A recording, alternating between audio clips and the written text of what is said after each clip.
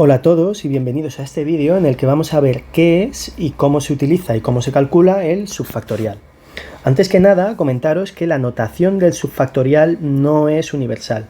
Hay mucha gente que el subfactorial de n lo escribe así, pero también se puede escribir de esta manera, como si fuera un factorial, pero con el signo de exclamación puesto del revés, o también hay gente que lo escribe de esta manera, como el desordenamiento de n elementos, y esto lo vamos a entender ahora porque esa es la definición del subfactorial.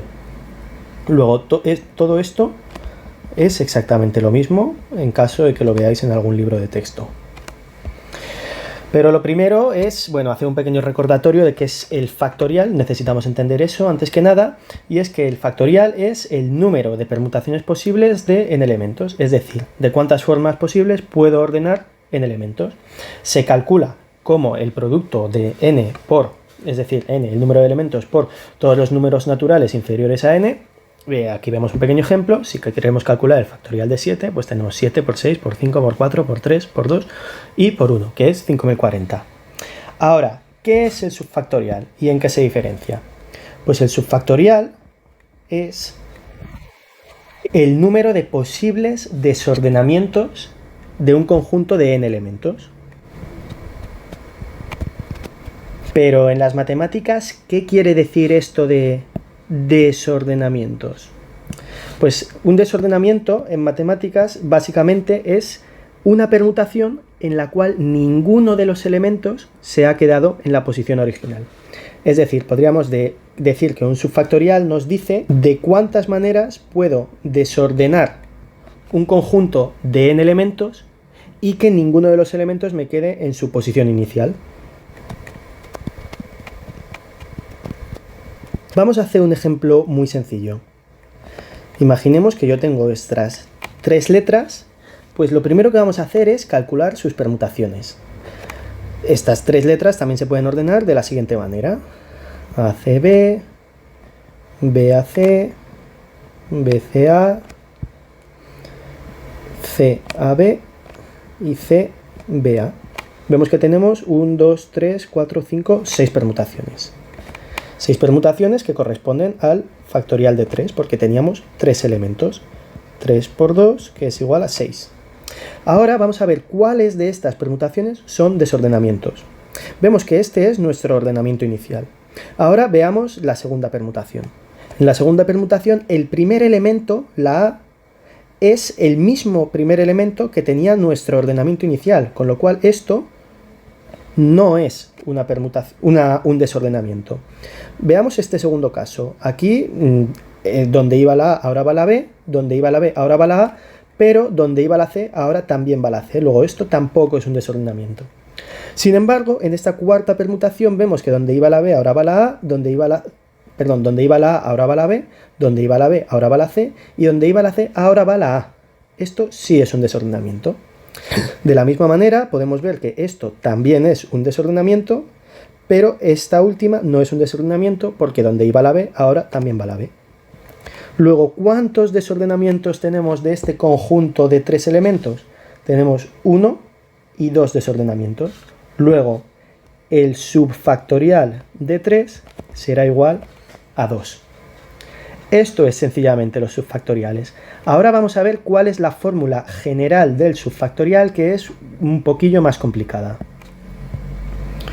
Y es que la fórmula general del subfactorial es el factorial de n multiplicado por el sumatorio desde k igual a 0 hasta n de menos 1 elevado a k partido de k factorial. Vamos a ver a continuación cómo construimos esta fórmula, que aunque parece bastante complicada, vamos a ver que todo cobra sentido. Lo primero que necesitamos para construir esta fórmula es definir una nueva variable que vamos a llamar a sub i. Y a sub i define el conjunto de permutaciones en las cuales el elemento i se mantiene en su lugar original. Si nos volvemos a nuestro ejemplo con las letras, podemos ver que, por ejemplo, según esta notación, A sub 1, es decir, el número de permutaciones en las cuales el primer elemento mantiene su posición original, es solamente 1. Solamente tenemos una permutación en la cual el primer elemento es el mismo que en el ordenamiento original. Y en este caso tendríamos lo mismo para el resto. Bueno, esto sería el módulo de este conjunto, el número de elementos que pertenecen a este conjunto. ¿Vale? Una vez hemos definido este conjunto, podemos definir el conjunto de desordenamientos posibles de n elementos de la siguiente manera. Lo podemos definir como el contrario de A1, es decir, todas aquellas permutaciones en las cuales el primer elemento no coincide con el primer elemento del ordenamiento original y su intersección con todas aquellas permutaciones en las cuales el segundo elemento tampoco coincide, etcétera, hasta llegar al último elemento que tampoco queremos que coincida. Si ahora nosotros tomamos el módulo de este conjunto que acabamos de definir, es decir, cuántos elementos pertenecen a este conjunto, pues lo que tendríamos es una nueva definición de nuestro subfactorial. Es decir, también podríamos escribir el subfactorial como el módulo de el contrario de A1, intersección el contrario de A2, intersección, etcétera, el contrario de AN. Y este módulo también lo podemos escribir de esta forma, que es equivalente, que sería n, siendo n el número total de permutaciones, menos el módulo de las permutaciones en las cuales A1 sí que está en su posición original. Es decir, estas permutaciones no serían desordenamientos. La unión con aquellas permutaciones en las que A2, el elemento 2, se mantiene en su posición original. Y la unión con todas las demás permutaciones en las cuales el elemento I se mantiene en la posición I, hasta llegar al último elemento, a sub n. Vemos que esto y esto son completamente equivalentes. N hemos dicho que es el número total de permutaciones. Entonces n ya sabemos cuánto vale. N es igual al factorial, ¿no? Es el número de permutaciones de n elementos. Ahora bien, todavía nos queda por calcular esta segunda parte de la expresión. Y esta segunda parte de la expresión podemos calcularla como calculamos siempre la unión de varios conjuntos, ¿no? Que es con el principio de inclusión-exclusión. Vamos a recordarle un momento esto en qué consistía. Si, por ejemplo, tengo la unión de A, B y C, la calculo como A más B más C, menos la intersección de A y B, menos la intersección de A y C, menos la intersección de B y C, más la intersección de todos ellos. Pues esto mismo, si recordamos, lo podíamos extender a todos los conjuntos que queramos y seguiríamos haciendo las intersecciones, sumando y restando intersecciones alternativamente, ¿no? La explicación del principio de inclusión y exclusión no me voy a detener ahora mismo a hacerla. Si veo que hay gente que me lo pone en los comentarios, puedo hacer otro vídeo, pero en principio voy a dar por hecho que la conocéis y que la entendéis. Con lo cual, esta expresión la podríamos calcular de la siguiente manera. El sumatorio para cada uno de los elementos de los conjuntos en los cuales esos elementos se mantienen en su mismo sitio, menos la intersección de los conjuntos en los cuales un elemento se mantiene en su sitio y otro también, y aquí pues calcularía todas las posibles combinaciones de I y de J. Después toca sumar A sub I, intersección A sub J, intersección A sub K. Una vez tenemos esta expresión, todavía nos queda saber cómo calculamos cada uno de estos términos, ¿verdad? Empecemos por el primero. El sumatorio para cada I de el número de permutaciones en las cuales el elemento I se mantiene en su posición original. Y esto ¿de qué otra manera podemos calcularlo? Pues sabemos que hay en total n posibles posiciones, es decir, n valores para i. Luego vamos a multiplicar esto por n. Y ahora, si tenemos el elemento i fijado en una posición determinada, ¿cuántas permutaciones tenemos? Pues tendremos las permutaciones de n menos 1 elementos, ¿no? Si yo fijo un elemento, ¿de cuántas maneras puedo ordenar el resto de elementos? Pues como he fijado un elemento, me quedan n menos 1 elementos, ¿no? Y el número de maneras en las que puedo ordenarlos es el factorial, el número de permutaciones. Luego ya sabemos cómo se calcula el primer término, n por n menos 1. Vamos a ver ahora el caso del segundo término.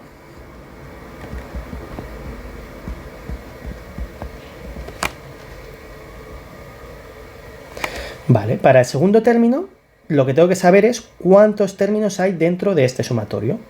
Pues dentro de este sumatorio habrá tantos términos como posibles parejas yo pueda hacer de dos elementos distintos. Es decir, de cuántas maneras yo puedo escoger dos elementos de todo este conjunto. Pues eso no es más que el número combinatorio de n elementos escogiendo dos de ellos. Es decir, n sobre 2. Y ahora, una vez yo tengo dos elementos que están fijados en su posición original, ¿de cuántas maneras puedo yo ordenar todo el resto de elementos?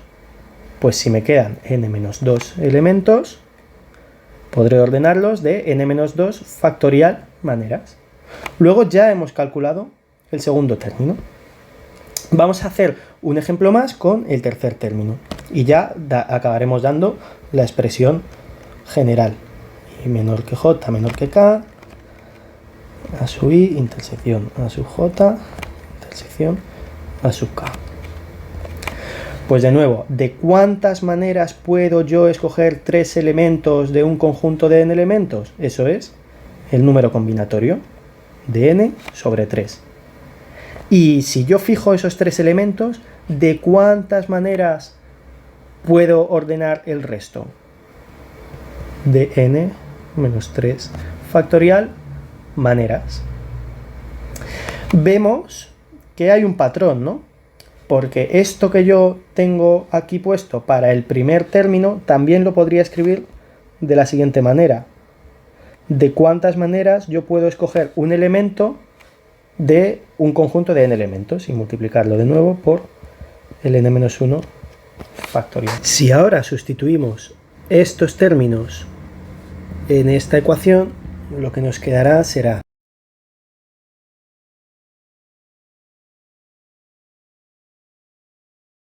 y finalmente llegamos al término final, el n, en el cual tenemos menos 1 elevado a n más 1 por la regla de inclusión-exclusión, multiplicado por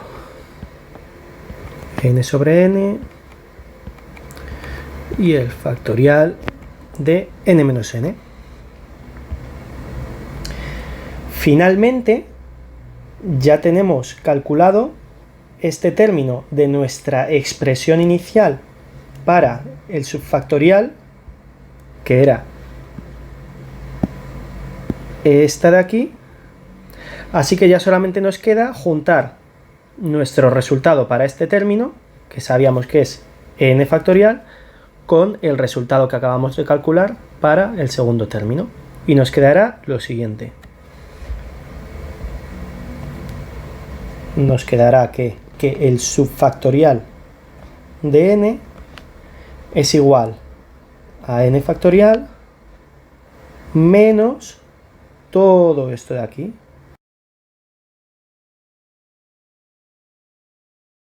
Esto ya sería una expresión más fácil de calcular para el subfactorial de n.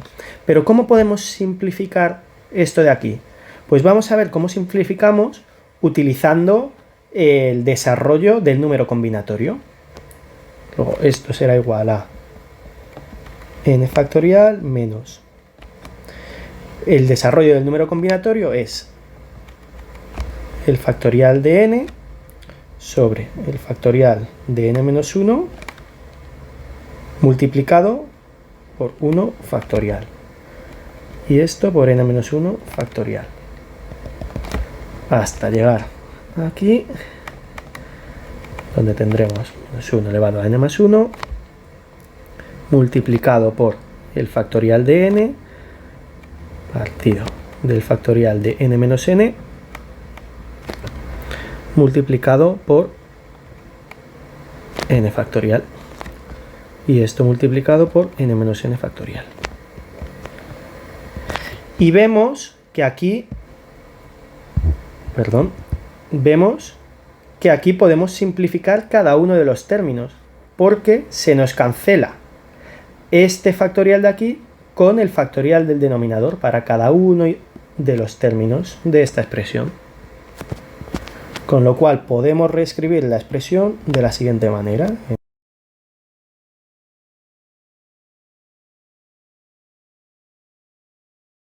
Y lo que vemos es que aquí nos queda n factorial sobre todos los denominadores, ¿verdad?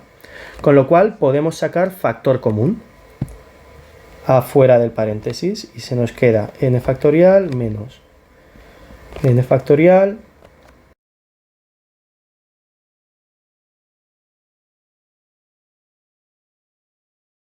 de nuevo podemos sacar el n factorial factor común de este término y este término de aquí. Y ya por último podemos operar este paréntesis de aquí dentro haciendo que cada uno de estos términos cambie de signo por este menos y se nos queda que el subfactorial es el producto de n factorial por 1 menos 1 partido de 1 factorial más 1 partido de 2 factorial, etcétera, más menos 1 elevado a n, ya no a n menos 1 porque cambia de signo, multiplicado por 1 partido de n factorial. Y esto ya lo podemos escribir de forma compacta en forma de sumatorio como n factorial por el sumatorio desde k igual a 0 hasta n de menos 1 elevado a k partido de k factorial. Esto podéis comprobar dando distintos valores para k cómo corresponde a cada uno de los términos de este paréntesis.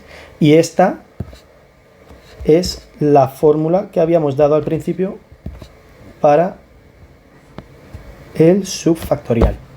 Así que ya hemos conseguido demostrar por qué esta es la fórmula del subfactorial y ya sabemos cómo se calcula.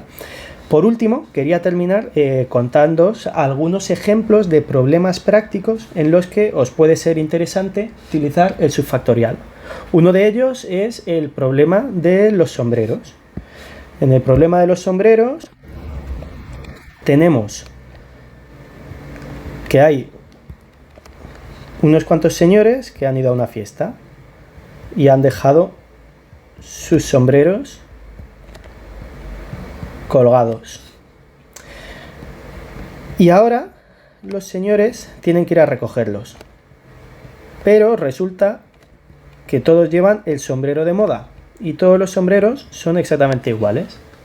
Lo que queremos saber es cuál es la probabilidad de que ninguno de estos señores coja el sombrero que le corresponde.